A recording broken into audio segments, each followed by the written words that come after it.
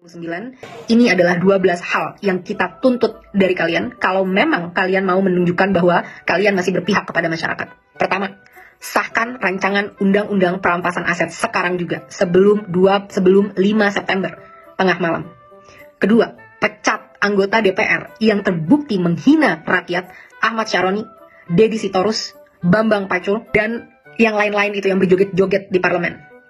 Mereka yang hanya mewakili kepentingan partai politik dan tidak kredibel untuk merepresentasikan kita, apalagi membuat kebijakan-kebijakan. Kita minta KPK, pahlawan kita, untuk segera cek seluruh harta dan aset mereka. Apakah itu didapat dari uang yang benar-benar legal atau ada permainan-permainan dari harta-harta tersebut. Crazy rich itu tidak mungkin bisa sekaya itu tanpa melakukan hal-hal yang tidak dibenarkan secara hukum. 3. Bebaskan pihak-pihak yang kalian tahan karena menyampaikan aspirasinya.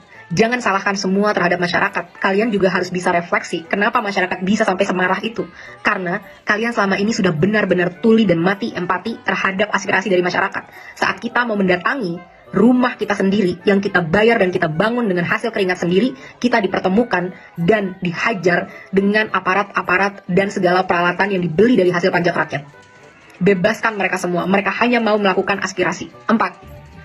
Reformasi DPR. Kalau memang kalian tidak mau DPR dibubarkan, maka reformasi habis-habisan bagaimana cara kalian bekerja. 1. Audit secara transparan. Apa isi dari anggaran 9,6 triliun per tahun di tahun ini dan tahun depan? Apa itu? Setiap sennya kita mau tahu dengan jelas. Dan setelahnya, setelah 7 hari, kita mau kalian laporkan penyerapan anggarannya setidaknya setiap bulan kepada rakyat. Kita mau tahu apakah investasi kita itu benar-benar membuktikan dan memberikan kesejahteraan, atau ini semua hanya investasi bodong untuk kepentingan pihak-pihak tertentu. 2. Rampingkan segala anggaran. Tidak ada tunjangan-tunjangan ini, itu, tunjangan beras, dan lain sebagainya. Dan rampingkan jumlah anggota DPR. Bersihkan DPR dari pengkhianat-pengkhianat rakyat. Pengkhianat-pengkhianat bosnya sendiri. Potong semua anggaran yang tidak urgent untuk kesejahteraan masyarakat. Rapat-rapat, kunjungan kerja ke luar negeri, patwal, dan semua itu tidak ada hubungannya dengan kesejahteraan masyarakat. Hentikan budaya gila hormat, karena kalian semua adalah karyawan. Bertingkahlah seperti karyawan. 3. Tolak mantan napi korupsi sebagai anggota DPR ataupun anggota BUMN. Tidak ada lagi penghargaan terhadap pengkhianat bangsa yang merampok kekayaan rakyat. 4. Hapuskan semua perlakuan istimewa yang menciptakan kesenjangan antara rakyat dan parlemen, yang membuat parlemen mati empatinya dan tidak mampu membuat kebijakan yang berpihak kepada rakyat. Contohnya, bayar pajak tidak boleh lagi ditanggung oleh APBN, harus ditanggung oleh individu. Kita tidak mau lagi melihat ada pengawalan khusus terhadap anggota parlemen.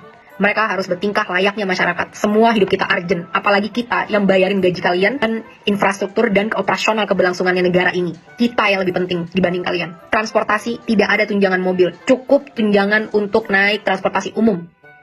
4. Hapuskan pensiunan seumur hidup bagi para anggota-anggota DPR yang masa kerjanya hanya 1 periode. Kita tidak mau lagi membayari mereka sampai akhir hayat kalau memang mereka tidak mau mengabdi dengan tulus kepada masyarakat. Kedepannya, kita mau KPK atau BPK untuk meninjau dan memeriksa harta dari segala anggota DPR, dan kita mau transparansi yang besar-besaran. Semua rapat-rapat diskusi kita mau itu ditunjukkan live secara online ke rakyat.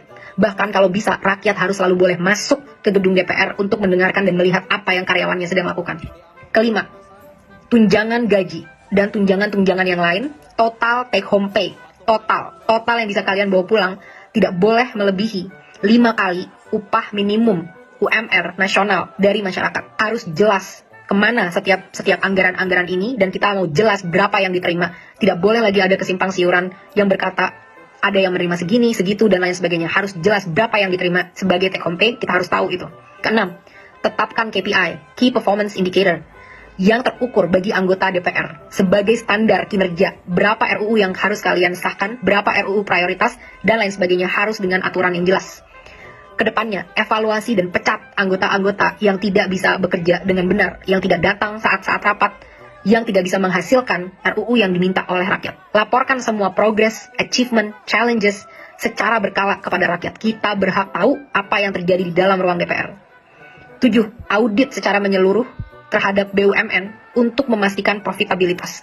Kalian bisa tahu apa yang kira-kira mau diambil untuk ini, tapi BUMN kita rugi puluhan triliun setiap tahun. 1 BUMN. Saat banyak BUMN-nya berapa ratus triliun yang dirugikan oleh BUMN ini. Benar-benar tidak capable dalam memanage usaha badan milik negara. Karena komisarisnya hanyalah untuk tukar-tukaran kursi, negosiasi, kekuasaan dari partai politik, tapi bukan diisi oleh orang-orang yang kredibel di bidangnya. 8. Batalkan rencana kenaikan pajak yang sudah sangat memberatkan masyarakat, termasuk rencana kenaikan BPJS kepada masyarakat.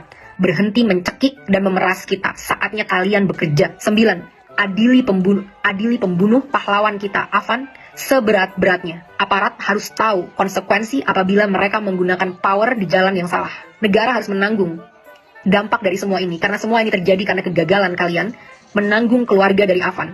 Lengserkan Kapolri. Kapolri telah gagal memberikan komando untuk melindungi masyarakat. 10. Berikan standar gaji yang layak terhadap pahlawan bangsa kita, guru-guru di Indonesia, termasuk juga nakes-nakes di Indonesia. 11. Reformasi kinerja kepolisian habis-habisan. Mereka harus profesional, berpihak dan berempati kepada rakyat, punya kemampuan emosi yang baik, sehingga tidak menyalahgunakan senjata sebesar itu yang mereka punya. Mereka di sini untuk melindungi rakyat, bukan untuk membela kepentingan penguasa. Saat kasus-kasus terjadi, banyak banget yang loyo, lama, dan lain sebagainya. Tapi saat itu tentang demonstrasi, betapa canggih alat-alat yang kalian punya. Betapa banyak amunisi yang kalian punya untuk ditembakkan kepada masyarakat yang membayar gaji mereka setiap hari. Reformasi ini semua. Aspirasi sudah sangat jelas. Kalian punya 7 hari untuk bisa mewujudkan ini. Kalau memang kalian pantas memegang kedaulatan, kita akan buktikan bersama-sama apakah kalian mampu dan benar-benar capable dalam melakukan ini, atau benar apa yang memang kita inginkan untuk membubarkan DPR. DPR tidak harus bubar kalau kalian benar-benar bisa bertanggung jawab dengan kekuasaan kalian dan menampung aspirasi rakyat. Jangan sampai ada lagi darah-darah dari pahlawan-pahlawan demokrasi kita yang bercerceran di jalan. Jangan sampai ada lagi intimidasi-intimidasi untuk orang tidak bersuara di negaranya sendiri. Hentikan segala intrik-intrik politik yang menjijikan dan busuk ini. Mulai bekerja dari sekarang. Buktikan 7 hari dari sekarang, mampukah kalian bertanggung jawab, pantaskah kalian digaji dari duit masyarakat.